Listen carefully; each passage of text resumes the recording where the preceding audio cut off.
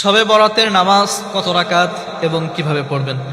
আমাদের সমাজের ভিতরে যখন শবে বরাত চলে আসে, শবে বরাত আসার পরে এক শ্রেণীর মানুষের ভিতরে এই বিভ্রান্ত দেখা যায় যে কত রাকাত পড়তে হবে। কেউ বলে 8 রাকাত, কেউ বলে 12, কেউ বলে 20, কেউ 50, 100, এরকম বিভিন্ন রাকাত বলে, কেউ বলে সারা রাত্র পড়তে হবে।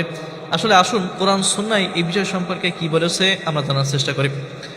নবী করিম সাল্লাল্লাহু আলাইহি ওয়াসাল্লাম থেকে এরকম কোনো হাদিস পাওয়া যায় না, বা সাহাবা একরাম থেকে এরকম কোনো দলিল পাওয়া যায় না যে কত রাকাত নির্দিষ্ট কোনো সংখ্যা পাওয়া যায় না।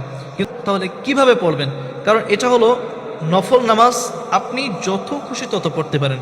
2 রাকাত করে করে আপনি পড়বেন, 4 রাকাত পড়তে পারেন, 8 রাকাত, 12, 14, 18, 20, আপনার সামর্থ্য যত কোলায় আপনি তত পড়তে পারেন। সূরা ফাতিহার সাথে যে কোনো সূরা পড়তে পারেন। আপনি স্বাভাবিকভাবে যে নামাজগুলো যেমনভাবে পড়তেন, আপনি ওই সময়ও এই নামাজগুলো ঠিক তেমনভাবে পড়তে পারেন। এটার আলাদা কোনো নিয়মও নাই। মনে করতে পারেন যে নিয়াত আছে, মনে সবে বরাত কেন্দ্রিক কোনো নিয়াত না, সবে বরাতের আলাদা কোনো নিয়াত নাই। আপনি যে নামাজ পড়তে আসছেন, আপনার মনে মনে তো চিন্তায় আছে যে আমি সবে বরাতের নামাজ পড়ার জন্য এসেছি।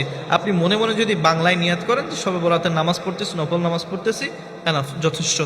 স্বাভাবিকভাবে বাংলায় আপনার মনের ভাষা অনুযায়ী আল্লাহ তাআলার কাছে ব্যক্ত করবেন। এভাবেই আপনাদের সাধ্য অনুযায়ী আপনারা নামাজ পড়বেন, কোরআন তেলাওয়াত করবেন, জিকির আজকার করবেন এই দিনে ইনশাআল্লাহ।